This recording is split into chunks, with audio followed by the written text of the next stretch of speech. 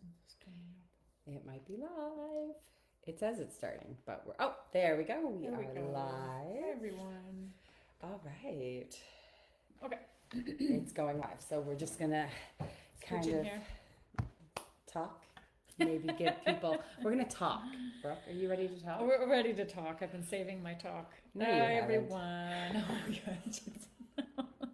We've been We're she showed up at my house shortly after 10 and we have We've been been talking talking. since then. Yeah, that's right. 4.5 hours later, we That's are right. still talking. Nothing short of interesting things to But talk we about. actually haven't seen each other. Yes. I think this might have been like the longest time that we've gone without seeing each other in person. Which is odd for us because we share one brain. Yeah. And I'm about to go on a little vacation as well, a little mini kind of brain break, as it were. And Amy was away for a week as well, so we are just kind of getting a chance. We're about to pass off the collective brain between us, and It's funny too because we get together and then we rapid fire everything and recap, and then we have to kind of recap and see what's been going on and catch each other up. And this is part of the catch up, is doing our monthly live session with you guys. So once again, this is Amy Palmer, one of your admins and local realtor with East Coast Realty here on PEI. And this is Brooke Miller, local dog mom of 4 dogs. That's right. Also a realtor with East Coast Realty, my business partner and my BFF now. Yeah, that's true. And yeah, she has 4 dogs, guys. Yep. She has Celso, who's her Mexican mutt, as I call him. He's very ornery. He's an old fart. He is an old fart. now. Yeah. And then she has Panda, And Poppy, and then Birdie, who joined her a month ago now. a month ago, and then she was bringing Birdie by the house, and Birdie's a lab, and I am a sucker for labs. He loves the And then she, of course, brought Birdie by the house, and then she's like, oh, look at this oh so cute lab, and you haven't had a lab in your house now for like 5 years, so like. Yep. So Yeah. Amy has 3 kids. Amy and her husband have 3 kids, and your youngest just turned 5. Yes. At which point your husband and you were looking at my puppy, going, Alrighty. might be time to get a puppy. So you're adding a 4th member of your family. Yes. So I think we're equal, 4 for 4. We're gonna be 4 for 4. That's right. Yeah. And so for all of you dog lovers out there, we are fellow dog lovers and Yes. dog people. So don't be afraid to kind of incorporate some of those questions when you're moving with your 4-legged friends, not just your 2-legged kiddos, to this group, because I think that's an important aspect of getting your crap together to move. It's not easy. It's not easy. Yeah. Hard enough with kiddos. You add Yes. 2 more legs per sentient being. Yeah, and you then have to get especially if you're coming across the border, you have to immigrate your pets. You have to get their vaccinations all up to date, all that Papers, stuff. yep. Pat, I see your message that you're sick. I am also sick. Hi, Pat. I got the back to school cold, which I think half the island has right now. I know your partner is sick. Yep. He said that everybody at the airport is sick as well. My Petri dishes at home have brought everything home with them. They gave it to me. I took it to a conference on the weekend. I think I gave it to everybody over there. I was in Halifax last weekend. That's why we didn't do it this live last weekend. Normally we do it on the last Friday of the month. I went to Halifax for a marketing conference, so I was over there. And so this is a very interesting adventure because I took Maritime bus from Charlottetown across to Halifax. So it was an interesting little drive because the bus picks you up at UPEI. It also picks you up in Borden at Soretti's gas station. Oh yeah. Yeah, they do a pickup there. So just like the Irving, just before the bridge, basically. And then they take you over to Amherst, where they do a transfer. So you can go to the New Brunswick way or the Nova Scotia way. And then the next stop is actually in Oxford. Right. They stop at one of the gas stations there, and then The one with the big blueberry? I think so. I think that's that one. And then they stop in Truro. Yes. And then you can do the transfer to go to Cape Breton if you want to go that way. Right. Or you continue on to Halifax. That's right. And then they stop at the airport, Dartmouth, and then downtown Halifax. Right. So that's an interesting route, and It was only like $50. yeah. And it took, like, I got on the bus at 1:30. I got to downtown Halifax at 6, probably 7. Mm-hmm. It was supposed to be 6:30, but I got there at 7. Mm-hmm. It was a bit late because of construction on the highway. Mm-hmm. But I mean, for like $60 one way, because my husband was coming over anyway. Well, and listen, for the amount of driving that we do in our cars, sometimes it's really nice not to be at the wheel, and you can sit and just watch. Honestly, Things I roll like by. scrolled some Instagram. Yes. I read some books. That's It right. was quiet. I just You answered got my to sit back. texts. I did a little bit of I work. did some work. It was great. Yeah, it was nice. I think I did a little bit of stuff here on the group, you know. Yep. I didn't have to drive. No, it's lovely. It's kind of, and you were alone. You didn't have kiddos. You didn't. Yeah. You know, everything. So. Yeah. So Good. So you have a few questions that folks have submitted kind of in advance. kind of. Oh, I wanted to say where we are today too. Sure. So we are, we had to come up to up west for an appointment. So we are actually at a client's house right now, up west. And just to like showcase up west a bit, we are just outside O'Leary. We are 13 minutes from Mill River Resort. We actually timed it. We had lunch there. What is Mill River Resort? Mill River Resort, it's a lovely resort. They have a pool and a spa. They have a big, beautiful golf course. They do. In the wintertime, they even have, obviously no golfing, but they do a big course of cross-country skiing. Yeah. I'm like sitting here, I'm like, what's that word again? Cross-country skiing that you can go like all around the golf course, but they also have like trails to do snowmobiling and snowshoeing.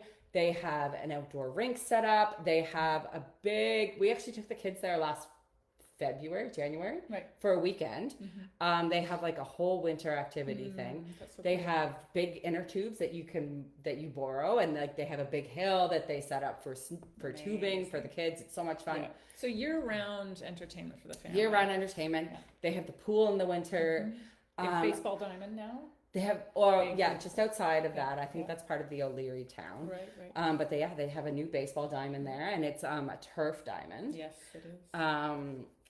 The other thing I wanted to say is when we were there in the winter, they actually set up bouncy castles inside in the ballroom when we were there for the winter. So like, it's like, oh, we have like half an hour until we were planning to go eat. So then we would just like take the kids down and like let them bounce for like half an hour on the bouncy castles. Good. It was so much fun. Like we had such a good like kind of like staycation with the kids. Good. Between the pool and the outdoor activities and the bouncy castle. Yeah. Ellie Mae only got lost once in the hotel. It was fine. Yeah, that's fine. Once. Once. She was 4. Record. It's fine. Well, the other thing too, so this area now, O'Leary itself has all of the amenities that you would need for groceries, for banking, for small markets, for pets. Like they had a huge animal hospital that we saw when we were driving through. West Prince Animal Hospital is one of the top animal hospitals on the island. And they're affiliated with the AVC, the Atlantic Vet College as well. And then you have the full gamut of schools. So you have O'Leary Elementary, and then you go Hernwood Intermediate, and then you go West Isle for high school. But then you also have the French schools as well. That's right. There is that as well. That's right. So it is a bilingual, accessible area. The whole island is, but there are a few French schools that are pocketed around the island within the different regions. Now, what I love about this house in this area is that this is a giant family home. Like this is a great home for a family of 5 who need to tap into all those school zones, who need to have a small town feel where they're, maybe you have teenagers and they need to go practice driving, for instance, one of those things I think of. But you're also, this is small town island. This is a beautiful example of one of the smaller areas of the island that have everything you need, but it's not big box stores. You're not looking at giant amenities. You're looking at the community and locally run businesses that are thriving because the locals support them. Yeah. And I think that's what I love about this part of the island. I think the big thing to remember though is like when you're coming to PEI from a city is like we say like Summerside's 45 minutes away.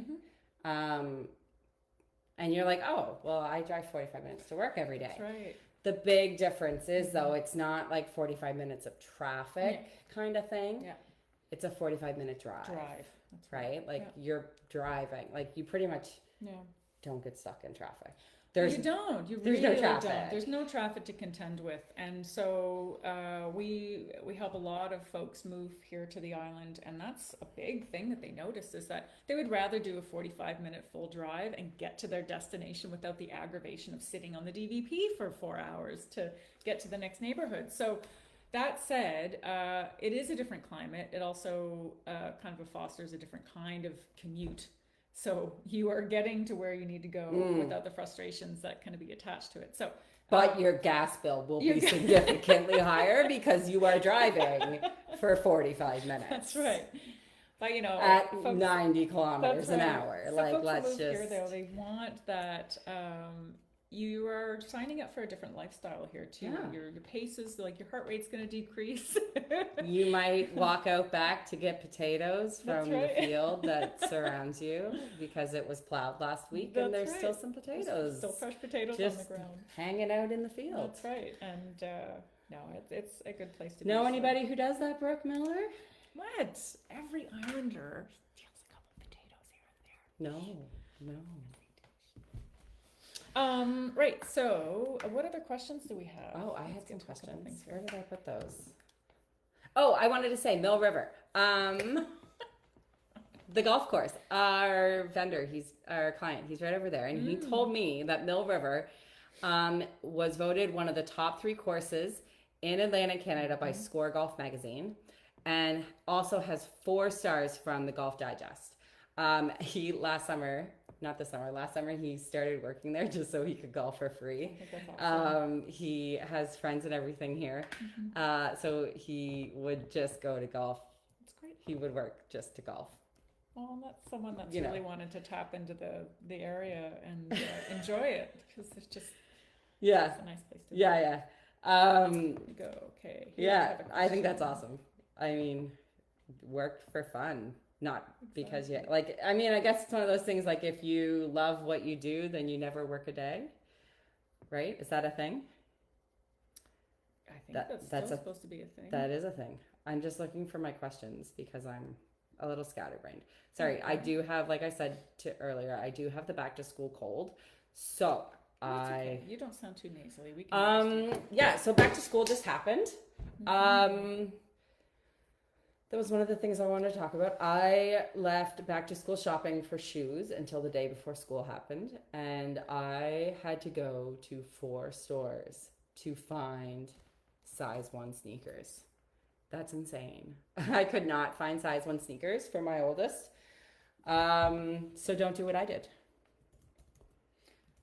Jana Benko just signed on and joined us. Hi, Jana. Welcome. Where is Jana? Jana, where are you from? Where are you joining us from? That's very exciting. This is not like updating like I want it to. Oh, there we go. Finally getting something. Okay. Oh, do you know what I did when I was in Halifax? I went to IKEA. So this is the biggest thing. Sometimes with living on PEI is that you can't do a lot of the shopping necessarily that you want to do here. You have to go off island. So big things would be like IKEA, Costco, Mech would be one. As a outdoor enthusiast, Mech / Cabela's Bass Pro would be another one, those types of things. We can't do that shopping here. We do have to go off island. Some of that stuff we can do in Moncton, which now with the bridge tolls being reduced to $25, that has helped significantly. In fact, I did see that the province just released the bridge toll numbers for the month of August. And they were up 25% over 2024 numbers. And airfare was down 16% over 2024 numbers. So people were coming to PEI despite the fact that the numbers on airfares were down.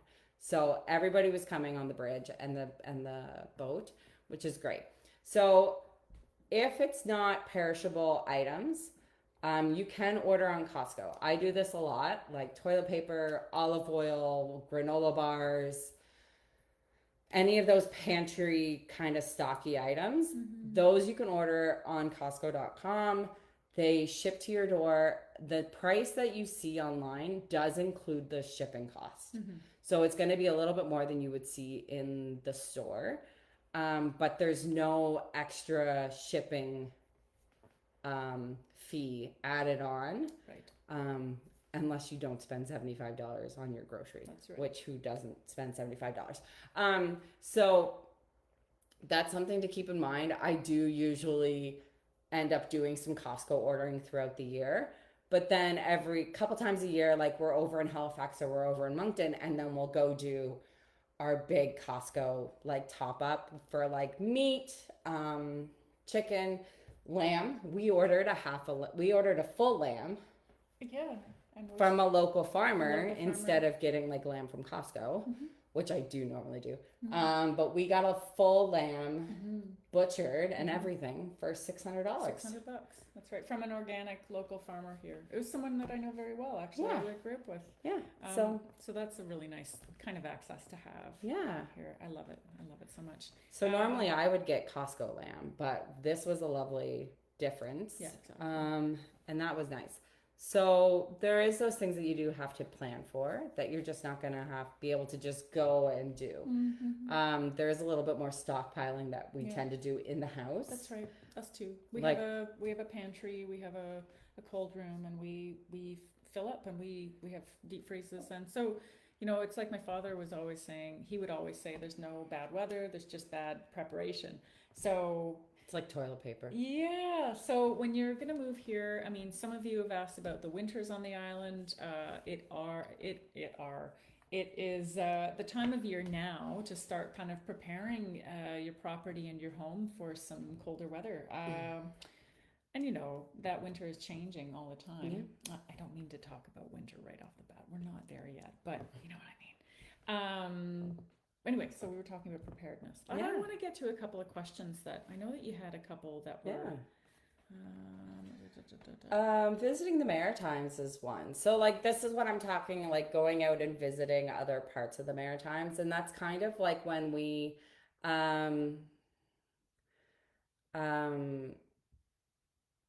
sorry, I lost my train. This is kind of like when we wrap those things in, like when we're off visiting other parts of the Maritimes. So like I was over in Halifax on the weekend and visiting my parents in Lunenburg, and so I wrapped in an IKEA trip to that trip to Halifax, right? Yeah. And that's kind of what we do. We were over in the area back in July, and we had bought stuff to put in our closets to rebuild the closet spaces at IKEA. Turns out they didn't really work. Yeah. So then we've been having this closet stuff in our garage waiting to take back to IKEA since July. Right. So then when we were there, we went through IKEA. My husband was going through the line to buy the new stuff. I went out, loaded up the stuff to do the return for the stuff that we had bought in July, and it was kind of just like a wash. Pretty much the new stuff that we bought was canceled out by the stuff that we took back. Almost dollar for dollar, actually. So, yeah. Oh, I've got a question from Jana Banco here. So Jana is joining us from Western Canada. Have a question regarding some of the issues that I find quite difficult to navigate online. Answers seem to cover all of the possibilities. How is winter/storm season there? Yeah. We were visiting a few weeks prior to Katrina, and then the teacup has gone. Has gone. Yeah. Okay, yeah. So the biggest thing is to be prepared and to just like, I do tend to check, unfortunately, the NOAA website which I will link it, which is the National Hurricane. Unfortunately, is an American website, but and it does say, what does it say? It will remain updated throughout the government shutdown because it is the National Hurricane one. That's right. I do check that one fairly frequently because it is such a good one at knowing when storms are gathering. The thing with Fiona is that it was such a strong hurricane, and it happened when the trees were still in full leafage. So and then the winds that came from a direction that was a non-prevailing direction for us. So the trees just weren't used to having a wind come from that direction. And that's why it affected so much. And it was a once in a century storm, really, for us. Yeah. It's not the norm. Those were not typical weather patterns. Yeah. And I would even say that like the winter storm season from 2015, again, also Snowmageddon. If you want to look that up also. That's a nickname here. Yeah. That again was like a once in a century snow season. And those are the ones that really stuck in our mind as being like the big years. But those aren't the norm. When it comes to what I think of for a normal snowstorm, like a normal snowstorm's like what, 20 to 30 centimeters of That's snow? the maximum these days. And you might get like a really big one that might be like 35 to 40, but that's a doozy. It's a doozy. So here's, just to cap onto what you're saying, what we find that historically as an islander and those of us who have experienced it kind of time and time again, there's a bit of trial and error that happens. Now, when you are being forewarned that a storm is coming, we like to do things like stock up on gas, make sure our generators are going, make sure that we have gas for our snow blowers, make sure we have adequate shovels, contact our neighbors. There's just a lot of preparedness. Then when you do that, less panic ensues when the storm does hit. Now, it's just kind of, as an islander, we are going to have a sense of being a little more isolated, way out here floating in the ocean. So being prepared and just accepting that you're going to have a storm season is a big part of living here. Now, I will say that when I was growing up here on the island, we had 15-foot, 20-foot snow drifts in front of the door on a regular day in the winter. That's just not the case these days. They do tend to have storm season can be short. They can be short-winded and they can be sporadic. So you may have a big storm and 2 days later the snow would be melted, right? So those are the kinds of patterns we're seeing now, these years later.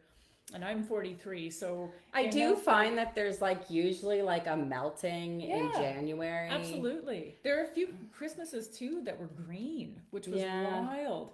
And so I would say it's less predictable now. It really is. But be prepared and accept that that's just going to be part of your routine. Except for the St. Patrick's Day snowstorm. There's always a snowstorm around St. Patrick's Day. So we do tend to have a latent, we call February and March as the month of Farch. That's what I'd like to call it. Because Farch, and Jana, I swear this has a point. But when it all just runs together. I know. Yeah, Farch. But to your point that by the time March 17th rolls around, you can still expect snow. Yeah. Now, again, Jana, I think what some of the weather network tend to go towards is the worst case scenario. Now, as long as you're prepared here on PEI, honestly, and you get to know your neighbors, this really is a place of having a neighborly relationship. So if someone has a plow down the road, talk to them. Hey, we're going to have a big storm. Can you check in on me? And I'll pay you $10 or $20. This is the island that, you can really, you can be prepared and get by just fine. You might have a power outage. Make sure you have a generator. Make sure you have extra gas. It also depends on if you're living in town or if you're living in the country. That's right. Like I can guarantee you that by halfway through a snow day, we're all of us moms in my neighborhood, we're all like, okay, is it clear enough that we can all just like kick our kids outside and like we'll all be on snowplow watch to make sure that the kids aren't going to get run over by the snowplow. That's right. So like, you know. The other thing too, I will say, is that your municipalities, when you're living in one, are really good about, and they should be good about updating their community members as to when the plows are going out, which is usually in the wee hours of the morning. You're going to hear them out there working. Even if we're going to get another snow day the next day, they're out clearing from the snow day before, because the last thing they want is banking snow. So your municipality is quite responsive. And the RCMP. That's right. The RCMP also is pretty good at updating, especially on like Facebook and stuff too, about whether or not the plows are out. And there are really good Facebook pages that are dedicated to how are the roads doing. Road condition Facebook pages are awesome, and Islanders are really good about keeping a lookout for each other. And maybe that's something we'll start incorporating here on the page. Perhaps people can start kind of helping each other navigate it. So Jana, to answer your question in a long-winded way, there is a myriad of possibilities, but once you're here and you get a full year under your belt, you will have a good understanding of what works for you guys. If you're living in a municipal or a rural area, rely on your neighbors, make friends, and involve your community and be informed by your community core. So and then those are the bees. The next year it'll all change anyway. And yeah. So once you're here again, your community will be the basis is where you get very immediate information. It's easy to look at like national and international weather patterns and be scared to bits about it, but once you get here, honestly, it can be shit sometimes, no doubt, but it's also fine. I find it really windy. Yes, it's windy, yeah. Especially where I am. I'm on like the Winslow side of Charlottetown, and then just the way the wind comes across those northern fields. Mm-hmm. I swear I feel like I live in a wind tunnel, and if like we drive a minivan because I have 3 kids, and if you open up both doors, the wind will just blow like straight through the minivan, and any wrappers will just go straight out the door. So I find the wind on PEI can be very, and especially in the winter, it's very biting. When you get into like areas like Bonshaw and Suffolk, which is just outside of town where it's very treed, I find it much more enjoyable in the winter because it really cuts the wind. Yep. So that's what, like, we go see our friends out in Bonshaw, and that's where we go sledding and stuff, and it's very enjoyable because it's not so windy. That's right. There is a difference in temperature too when you're that insulation factor of being in the woods in a more rural area.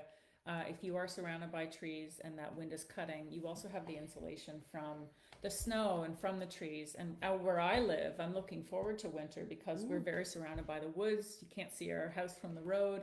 And we have a lot of solar south-facing sun coming into our home. So I expect that there will be days that are just like, we're snowed in and it's cozy and sunny. Yeah. And that's okay. Because really the environment here and the mentality is that folks are okay with just slowing down a little bit. And if you can't control the weather and you can't get to work, then guess what? You have a day off of work, and that's just okay.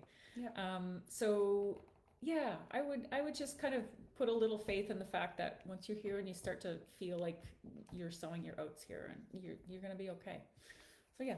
Sowing your oats means something different. Something. Oh gosh, sorry, different. Yeah. you're.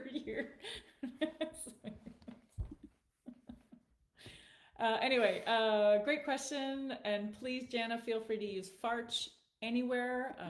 I do not hold any royalties to that phrase. It's just a fun term. One thing I wanted to talk about is when you're preparing to move to the island, when do you actually reach out and start kind of gathering resources? I'll give an example. Yeah. I've been talking to a couple folks, lovely folks from the community here who have recently joined, and their question to me on Messenger or, in a chat was, I'm not thinking about moving to the island until March, February or March. Is it too early to start the process of kind of getting going? And my answer is no. No. Like, you should start to, and even later than that, we have clients that are moving here from other parts of the country, and absolutely start to reach out Well, it depends on what you need. Well, this is it. And that's what this page is great for, and other island pages. Find that help look for the community that you think about, the kind of lifestyle you want here. What are the amenities? Do you need schools? And that's part of what we're here for. And all the folks here, you can ask us questions directly, but everyone here is going to have a different experience. So if you're considering a springtime move, this is a great time to start putting those pieces together, gathering your resources, because when it comes the time, again, the more you're prepared, the less panic ensues. Definitely. So that is a common question I get. And it seems like a simple question or a no-brainer, but you wouldn't believe how much of a difference it will make when you start putting those pieces together. So again, if you're looking to work with a realtor, if you have recommendations from folks that you know, reach out to that realtor. Well, but even if you're like looking for like a rental, right? Exactly. Like maybe if like you're looking for a rental in Summerside, and like you know that you just need like a 2-bedroom in an apartment building or like a semi-detached, like there's lots of rental companies that you can just say, hey, listen, I'm planning to move here in March. I need a 2-bedroom.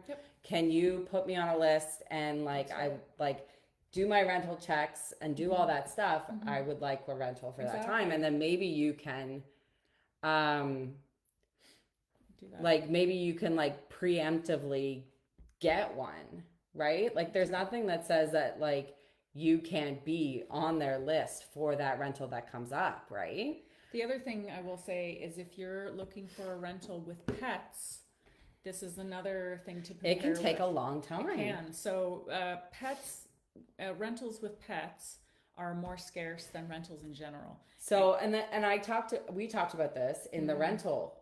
Were you on that? Yeah. Were you on that live? Yeah, I think so. Yeah. And it might be up in our catalog. There's a playlist on the front page that I have pinned. Yep.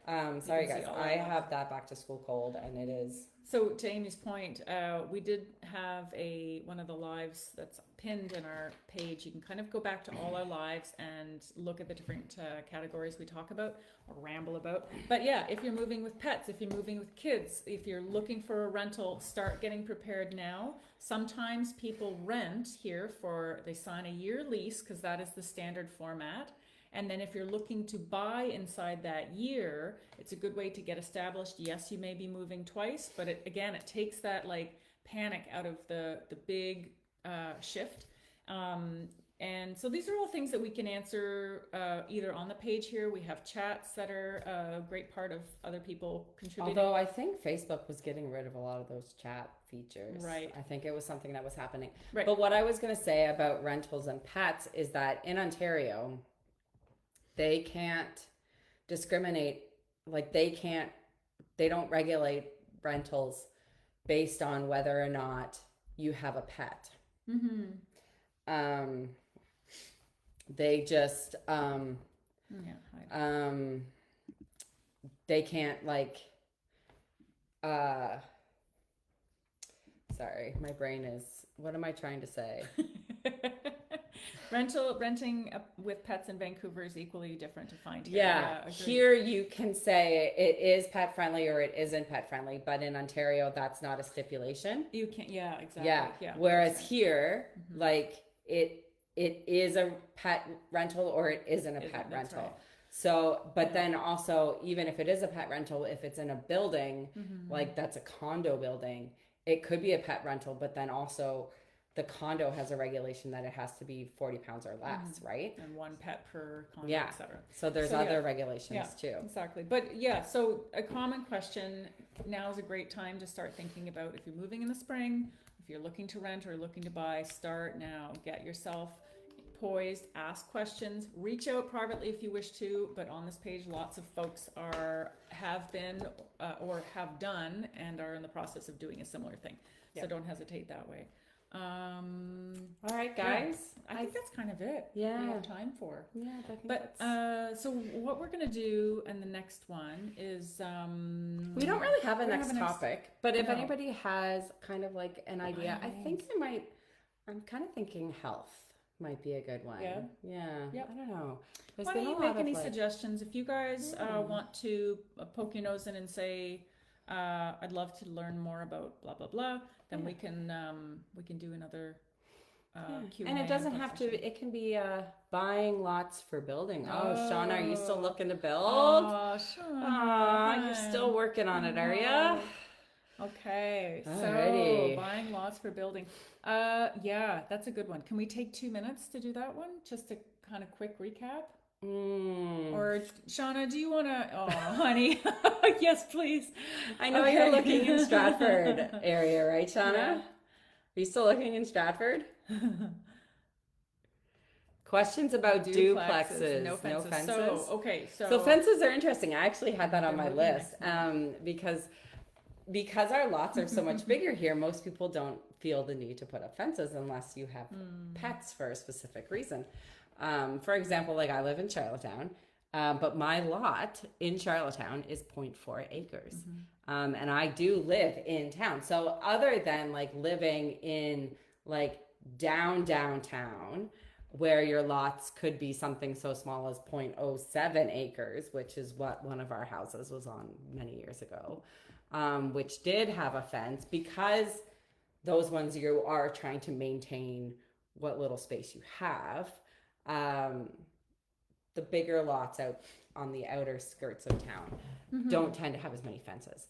A lot of the newer subdivisions, they will have covenants about what kind of fence you can and cannot build. Yeah. Mostly to do with chain link, and they're mostly concerned about continuity in the neighborhood, so they don't want. Yeah, but even still, like most of it's gonna be about, it's gonna be down to the restrictions of the covenants about what you can and can't build. So it's really hard to answer that question. Yep. Can I make a point on that? So inside the covenants, it really depends on the municipality that you're working with. So inside Charlottetown and Stratford municipalities have slightly different kind of standard covenants. Now, I will say that across the board, what we've seen as a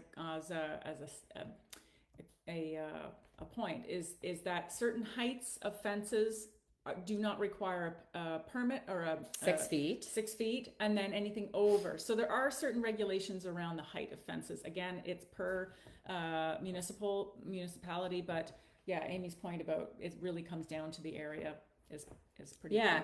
They're not as common unless you really need them. Like we'll probably be building one.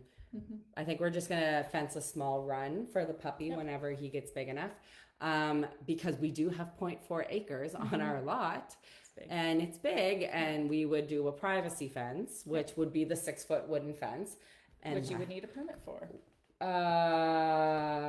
6 feet. 6 foot.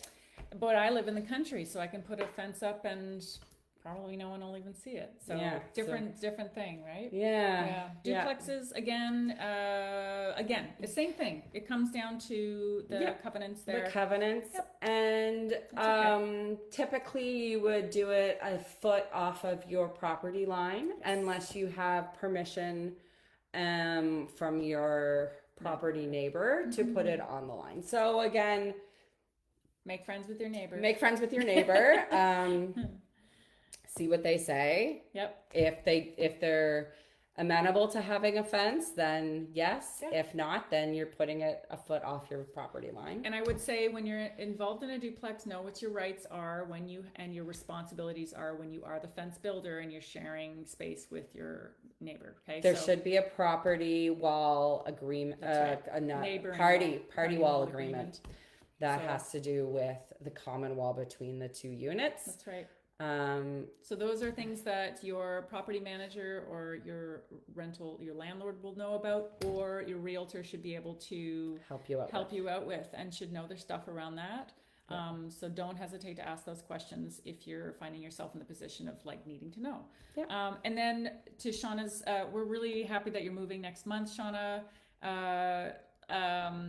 Feel free to hit us up if you need any more pointers. I believe you've got someone you're working with, but that's a great point. Maybe in our next chat, we'll talk about building lots and just get down to the nitty gritty, because that's a big one. Yeah, we can talk about perk tests and wells. And backfill. And shale. Okay, guys. Listen, thanks so much for being here and keeping this a really good, supportive, welcoming community. You guys are awesome from all over the place.